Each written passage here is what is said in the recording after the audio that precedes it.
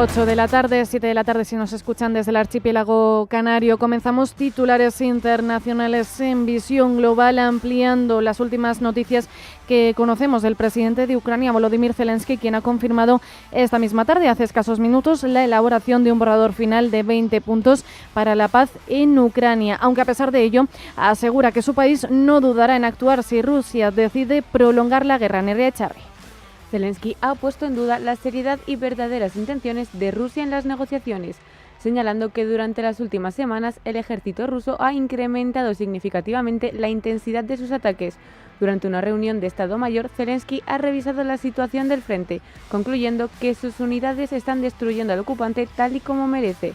El presidente ucraniano ha sentenciado que su país no dudará en responder a los ataques rusos si Rusia decide continuar con el conflicto. En un aspecto más positivo, ha declarado haber finalizado el plan de 20 puntos para la paz en el conflicto. No es perfecto, pero ya está elaborado. Las garantías de seguridad actuales parecen bastante convincentes. En una publicación en Telegram, Zelensky ha señalado que la guerra debe terminar con una paz digna para Ucrania y que debe garantizarse un apoyo fiable a la resiliencia ucraniana.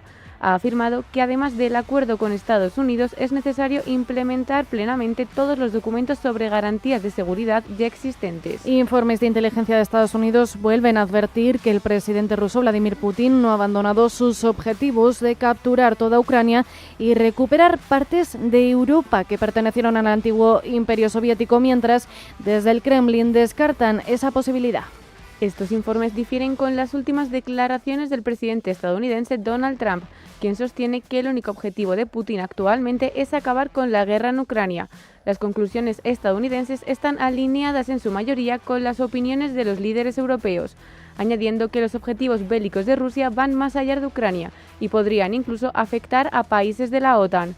En una entrevista a Reuters, Mike Quigley, miembro demócrata del Comité de Inteligencia de la Cámara de Representantes, ha señalado que Vladimir Putin quiere más, mostrando principal preocupación por posibles ataques durante los próximos meses tanto en Polonia como en los países bálticos.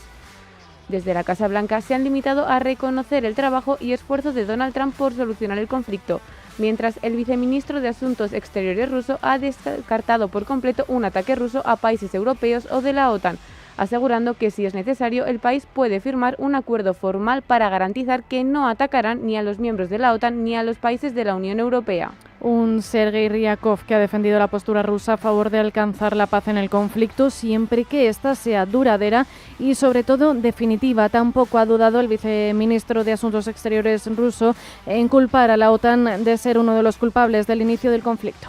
Принципиально важно, что американская страна на высшем уровне. Es un paso hacia adelante que la nación americana haya reconocido que una de las primeras causas del conflicto fue la excesiva expansión de la OTAN hacia nuestras fronteras. El viceministro de Asuntos Exteriores ruso ha subrayado que un alto al fuego temporal no es un indicativo de avance, añadiendo que la posición de Moscú defiende abordar las causas profundas del conflicto en Ucrania.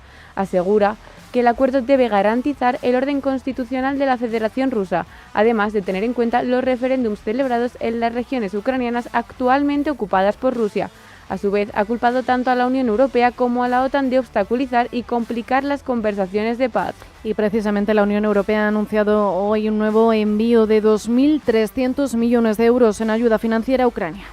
Este, que se convierte en el sexto pago, eleva el total entregado a Ucrania a 26.800 millones de euros, lo que supone un 70% de los fondos disponibles en objeto de ayudar a las finanzas y la administración pública del país. Estos desembolsos van en la línea de una próxima integración del país al bloque europeo. La comisaria europea de ampliación, Marta Kos, ha reconocido la labor del país para implementar medidas reales y eficaces de integración en medio de la agresión rusa. Una guerra de la que se quiere desvincular por completo Irán. El portavoz del Ministerio de Asuntos Exteriores ha desmentido las acusaciones de implicación realizadas por el Consejo Europeo. En una rueda de prensa ha insistido en que estas acusaciones contra Teherán son infundadas e impulsadas por intereses políticos, asegurando que desde el inicio del conflicto Irán ha estado apoyando las negociaciones. El portavoz ha asegurado que los lazos entre Irán y Rusia no suponen ninguna amenaza para otros países. Por último, ha añadido que los suministros militares enviados a Moscú no eran para ser utilizados en la guerra de Rusia con Ucrania. Y mientras tanto, Rafael Grossi, director del Organismo Internacional de Energía Atómica, confirma el enfriamiento de las relaciones con Irán y descarta la presencia continuada de inspectores en el país. Grossi ha querido recalcar que esto no significa que el organismo se haya retirado definitivamente del país, sino que implica una reducción de las actividades de inspección. Estas quedan reservadas para misiones específicas. En noviembre, la Junta de Gobernadores de la OIEA aprobó una resolución en la que se exigía a Irán actualizar el estado de sus instalaciones nucleares bombardeadas durante el breve conflicto con Israel en junio. El país respondió retirándose de la política de cooperación nuclear recogida en el Acuerdo del Cairo. Los países occidentales se han reafirmado en su consideración de que el arsenal de misiles balísticos suponen tanto una amenaza militar para Oriente Medio como un posible potenciador de desarrollo para sus armas nucleares. Avisos que parece omitir Irán, que ha continuado durante el día de hoy la expansión de las pruebas y ensayos de misiles en varias ciudades. Este se convierte en el segundo ejercicio militar del país registrado durante este último mes. Hace apenas 2 días, el primer ministro israelí, Benjamin Netanyahu, avisó que este tipo de movimientos suponen una amenaza que podría requerir una respuesta rápida. Y es que, según funcionarios israelíes, estos ensayos podrían enmascarar planes más elaborados para un posterior ataque contra Israel. Los lanzamientos se han producido desde la capital Teherán y otras ciudades cercanas. De momento se desconocen las intenciones de los ensayos y desde algunos medios locales niegan la existencia de ninguna prueba con misiles, asegurando que los vídeos difundidos previamente por la radiotelevisión pública iraní mostraban aviones comerciales a gran altitud. Y tenemos que mirar a Irán, porque a pesar de las negativas de los medios iraníes, Benjamin Netanyahu sigue acusando a Irán de haber realizado ejercicios militares recientemente, advirtiendo además de que su país está monitoreando los movimientos. El primer ministro israelí ha añadido que su país está haciendo los preparativos necesarios para responder con dureza ante cualquier amago de ataque iraní.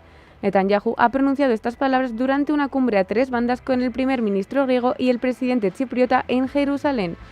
Netanyahu ha dicho que hablará sobre actividades nucleares de Irán durante su próximo encuentro con el presidente estadounidense Donald Trump en Washington, conversaciones en las que la situación en Gaza tendrá un gran protagonismo.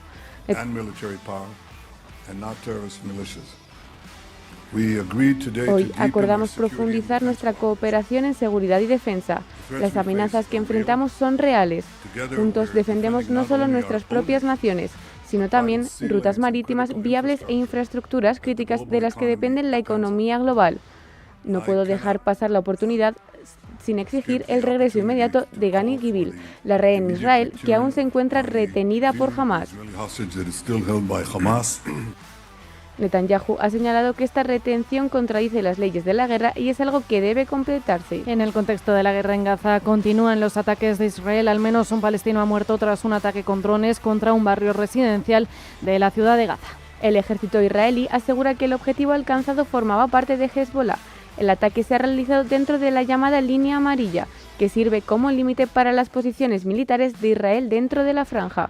Fuentes cercanas al asunto han indicado que las fuerzas israelíes han abierto fuego además en zonas como Rafah.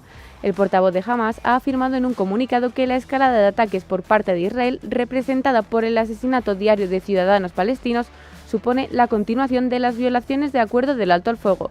Desde el grupo armado defienden además que la situación humanitaria continúa empeorando diariamente. A pesar del incremento de números de ataques por parte de Israel, Turquía confía en que la fase 2 del plan de paz en Gaza entre en vigor a principios de 2026. Este momento se dará según el ministro de Asuntos Exteriores turco cuando Hamás haya entregado el cuerpo del último rehén fallecido, a lo que se debería unir la desmilitarización del enclave palestino y el desarme del grupo islámico, condiciones que apoya el ministro de Finanzas israelí, quien insta a Netanyahu a presionar durante su próxima reunión con Donald Trump para que éste les permita destruir la totalidad de Hamás en Gaza. De esta manera, dice, se habrá cumplido su principal objetivo tras la finalización del conflicto.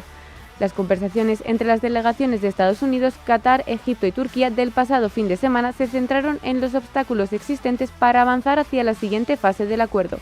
Todos los participantes concuerdan en que la prioridad es que un grupo liderado por palestinos asuma el futuro gobierno de la Franja de Gaza. Y tenemos que mirar también a Rusia y Venezuela. El canciller venezolano Iván Gil Pinto ha informado sobre una conversación con el ministro de Relaciones Exteriores de Rusia, Sergei Lavrov, en la que se ha abordado las recientes acciones de Estados Unidos contra los encías del petróleo venezolano. Iciar Prieto. Pinto ha declarado vía Telegram que han revisado las agresiones flagrantes y violaciones del derecho internacional en el Caribe y actos de piratería cometidos por Estados Unidos. Añade que Lavrov ha expresado la solidaridad de Moscú con Caracas y muestra su apoyo a Nicolás Maduro. Esta llamada se ha producido después de que Estados Unidos confirmara la incautación de un petróleo frente a las costas de Venezuela. Y en este mismo escenario de tensión con Venezuela, el presidente estadounidense Donald Trump, el secretario de Defensa Pete Hegseth y el secretario de la Marina John Phelan comparecerán en la Casa Blanca a las 4:30 hora del este, nuestras 10:30 de la noche. Aunque la Casa Blanca no ha especificado mayores detalles, todo apunta a que se trata de la incautación del petróleo de Venezuela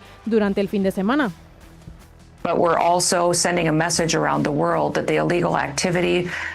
Tras este acto, la secretaria de Seguridad Nacional, Kristi Noem, ha mandado un mensaje a la nación de que Maduro debe irse y ha declarado que Estados Unidos continuará persiguiendo el movimiento ilícito de petróleo que se utilice para financiar el narcoterrorismo en la región. Mientras tanto, la congresista estadounidense Taylor Greene ha criticado la administración Trump por sus medidas con Venezuela y recuerda que la gente que votó en 2024 votó contra la intervención extranjera y el cambio de régimen extranjero. Donald Trump reafirma su empeño de conquistar Groenlandia y nombra un nuevo enviado para anexionar a Estados Unidos. El cargo ha recaído en Jeff Landry, gobernador conservador de Luisiana, quien ha reconocido tras su nombramiento que para él sería un honor hacer del territorio parte de Estados Unidos. Jeff ha precisado que es un cargo voluntario y que compatibilizará con el gobierno de Luisiana. Este movimiento de la Casa Blanca muestra su firme interés por este movimiento y agita de nuevo una polémica que lleva meses pausada. Por su parte, el gobierno danés ha considerado inaceptable la nueva maniobra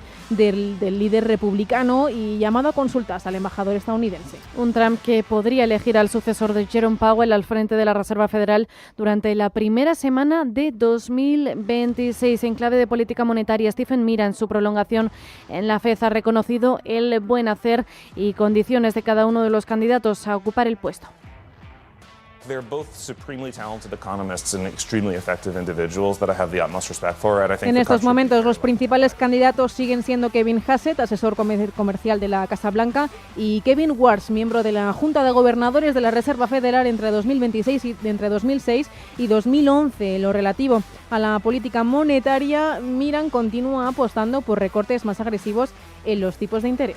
There's obviously a lot of people on the committee who are not comfortable with Por otra parte, el gobernador de la Reserva Federal ha reconocido que probablemente permanezca en su puesto más allá del final de su mandato, por lo menos hasta que se encuentre un sustituto para su puesto. El mandato de Miran termina el próximo 31 de enero, después de incorporarse el pasado mes de septiembre para cumplir los meses restantes del mandato de 14 meses de Adriana Kugler, después de que ésta dimitiese de forma inesperada. En caso de continuar en el cargo, Miran ha reconocido que duda entre votar a favor de un recorte de 20 o 25 puntos básicos.